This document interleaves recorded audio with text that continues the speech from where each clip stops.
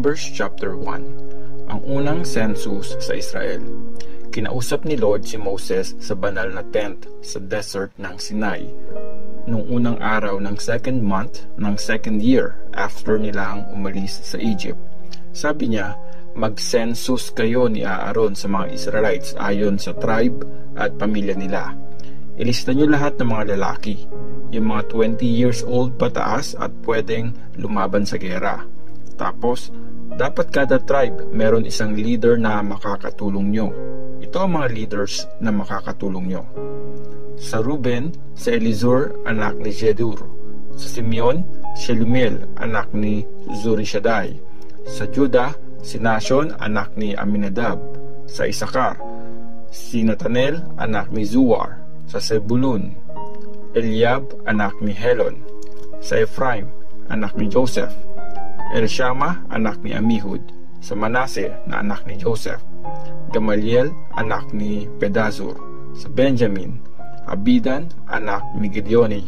Sa Dan, Ahiezer, anak ni Amishadai. Sa Asher, Pagiel, anak ni Okran. Sa Gad, Eliasaph, anak ni Deuel. Sa Naphtali, si Ahira, anak ni Enan. Sila ang mga taong pinili mula sa lahat ng mga Israelites. Sila ang mga leader ng bawat tribe ng Israel. Sinama nga ni Moses at Aaron ang 12 leaders. At nung unang araw ng second month, ginather nila ang buong Israel at niregister ang lahat ng tao ayon sa tribe at pamilya nila, gaya ng inutos ni Lord. Ginawa nila ito habang nasa desert sila ng Sinai. Ito ang bilang ng mga taong niregister nila. Sa tribe ng Ruben, 46,500. Sa Simeon, 59,300. Sa Gad, 45,650. Sa Judah, 74,600. Sa Isakar, 54,400. Sa Zebulun, 57,400. Ephraim, anak ni Joseph, 40,500. Manase, anak ni Joseph, 32,200. Sa Benjamin, 35,400. Sa Dan, 62,700. Sa Asher, 41,500. Sa Naphtali, 53,400. Sila ang mga lalaking niregister ni Moses, Aaron at ng 12 leaders ng Israel ayon sa kanilang tribe. Sila yung mga 20 years old pataas at pwedeng lumaban sa gera na niregister ayon sa mga pamilya nila. Ang total nila ay 603,550. Pero di kasama sa mga niregister ang mga Levites. Kasi sinabi ni Lord kay Moses, huwag mong isasama ang tribe ng Levi pag nag-census ka sa bayan ng Israel. Pero i-appoint mo sila para mag-serve sa banal na tent at mga laga sa lahat ng mga gamit na nasa loob nito. Sila ang magdadala ng banal na tent at ng mga gamit nito. Magsaserve sila dito at titira sila sa paligid nito. Every time na lilipat kayo ng camp, ang mga Levites pa rin ang magliligpit at magtatayo ng banal na tent. Ang lumapit sa banal na tent, except sa kanila, ay dapat patayin. Magtatayo ang mga Israelites ng mga tent nila ayon sa kani-kanilang tribe at kani-kanilang flag. Pero sa paligid ng banal na tent, titira ang mga Levites para walang ibang makalapit dito. Kasi pag may ibang lumapit dito, magagalit ako at paparusahan ko ang buong Israel. At ginawa nga ng buong Israel ang lahat ng inutos ni Lord kay Moses. Numbers chapter 2. Ang mga grupo at mga leaders ng bawat tribe. Sinabi ni Lord kina Moses at Aaron, pag nag-camp ang mga Israelites, dapat magtayo sila ng tent sa pwestong naka-assign sa kanila at ayon sa flag nila.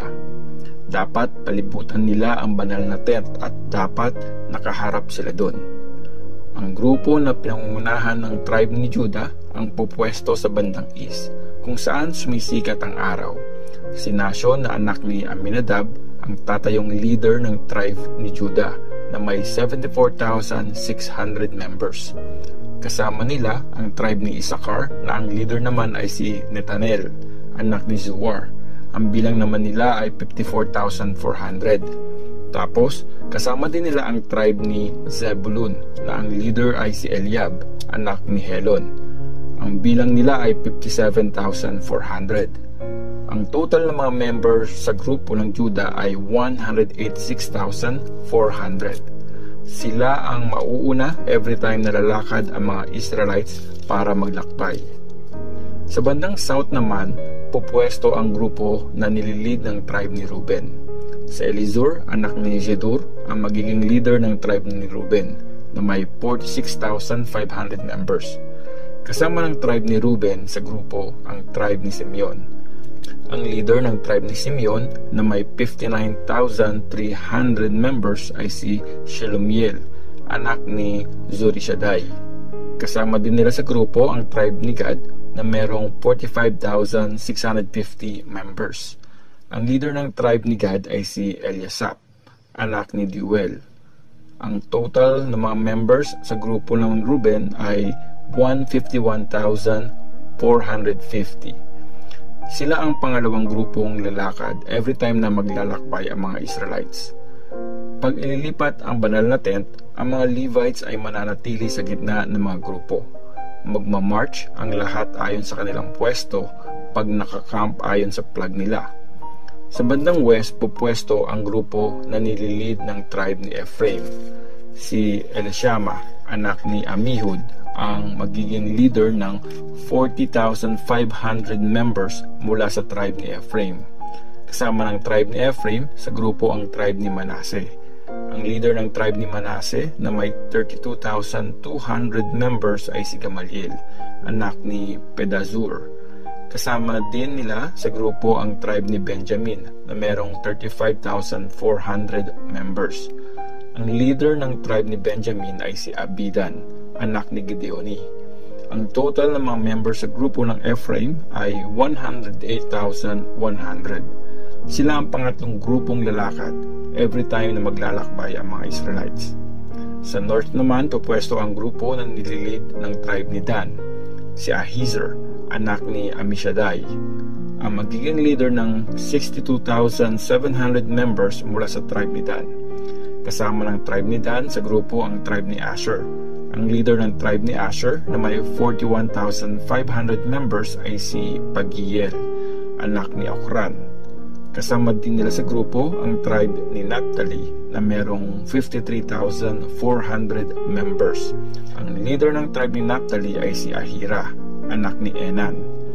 Ang total ng mga members sa grupo ng Dan ay 157,600. Sila ang huling grupong lalakad every time na maglalakbay ang mga Israelites. Ang total na bilang ng mga tao sa Israel ayon sa kanilang grupo ay 603,550. Hindi kasama sa mga niregister ang mga Levites gaya ng inutos ni Lord kay Moses. Kung ano ang inutos ni Lord kay Moses, yun nga ang ginawa ng mga Israelites. Nagtayo sila ng mga tent ayon sa kanilang grupo ayon sa flag nila. Numbers chapter 3. Ang mga anak ni Aaron. Ito ang mga pamilya ni na Aaron at Moses nung time na kinausap ni Lord si Moses sa Mount Sinai. May 4 na anak si Aaron, si Nadab na panganay, si Abihu at si Eleazar at si Ithamar. Sila ang mga inappoint para mag-serve bilang mga priest. Pero namatay sina Nadab at Abihu dun sa desert ng Sinai nung nag-offer sila kay Lord gamit ang apoy na hindi holy. Wala silang mga anak at nag-serve bilang priest sina Eleazar at Ithamar habang nabubuhay pa si Aaron na tatay nila. Ang mga tungkulin ng mga Levites. Sinabi ni Lord kay Moses, "I-gather mo ang tribe ni Levi at i-appoint mo sila para tumulong kay Aaron na priest. Magsaserve sila sa kanya at sa lahat ng mga tao habang sila ay nagtatrabaho sa banal na tent. Sila ang mangangalaga sa mga gamit sa loob ng banal na tent at mag-a-assist tuwing mag-worship ang mga tao. Ang tungkulin ng mga Levites ay ang mag-serve kay Aaron at sa mga anak niya. I-assign mo ang tungkulin ng pagiging priest kay Aaron at sa mga anak niya.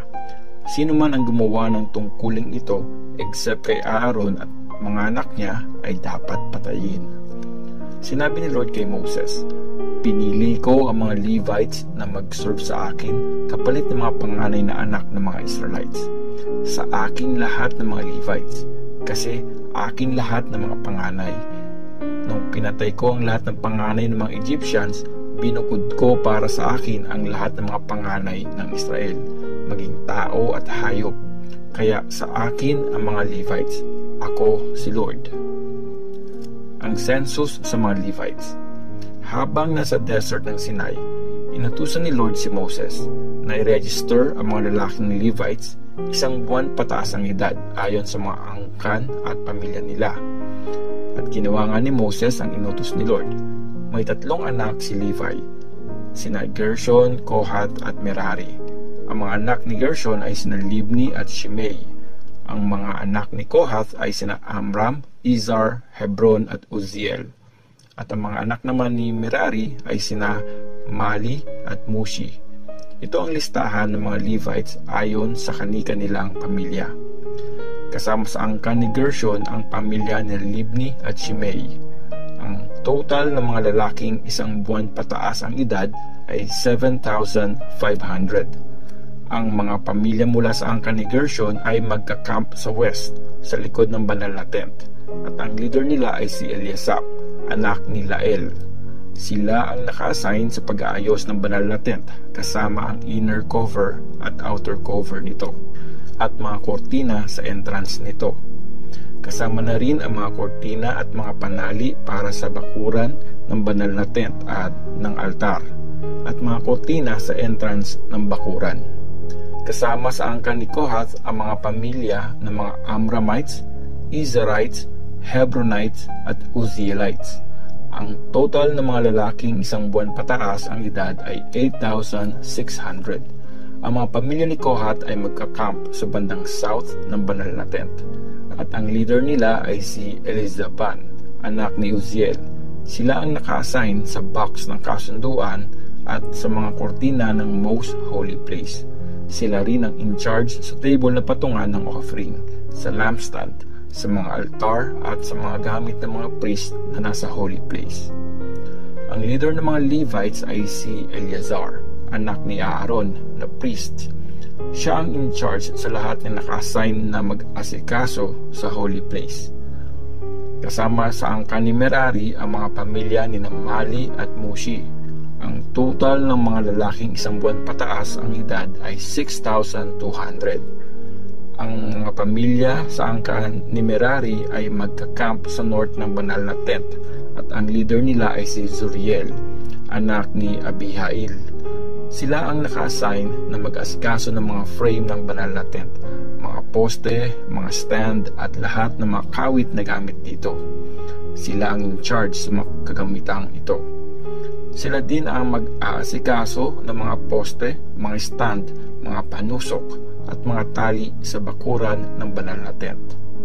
Sina Moses at Aaron ay magka-camp sa east ng banal na tent kasama ang mga anak ni Aaron. Sila ang in charge sa mga gawain at ritual na may kinalaman sa holy place para sa mga Israelites. Ang gagawa nito except sa kanila ay dapat patayin. Ang total ng mga Levites na niregister ni na Moses at Aaron ay 22,000 ayon sa kanilang mga angkan at pamilya gaya ng inutos ni Lord. Tapos, sinabi ni Lord kay Moses, i-register mo lahat ng mga panganay na lalaki ng Israel na may edad na 1 buwan pataas. Pero i-reserve mo lahat ng mga Levites para sa akin kapalit ng lahat ng panganay ng bayan ng Israel. Ako si Lord. Ganon din ang gagawin mo sa mga alagang hayop ng mga Levites kapalit ng mga panganay ng mga alagang hayop ng mga Israelites. Ni-register nga ni Moses ang mga panganay na lalaki sa bayan ng Israel gaya ng inutos ni Lord, at ang total nila ay 22,273. Sinabi ni Lord kay Moses, i-dedicate mo sa akin ang mga Levites at mga alagang hayop nila kapalit ng mga panganay na lalaki at mga alagang hayop ng mga Israelites. Ako si Lord. Dahil mas marami ang mga panganay na lalaki ng mga Israelites Kaysa sa bilang ng mga Levites, kailangang tubusin ang sumobrang 273 na mga panganay na lalaki. Ang bawat isa sa kanila ay tutubusin ng 5 pirasong silver ayon sa opisyal na panukat, at ibigay ang bayad kay Aaron at sa mga anak niya. Kinuha nga ni Moses ang pangtubos sa mga panganay na lalaki. Nakakuha siya ng 1,365 na piraso ng silver ayon sa opisyal na panukat, at binigay niya yun kay Aaron at sa mga anak nito bilang pangtubos gaya ng inutos ni Lord sa kanya.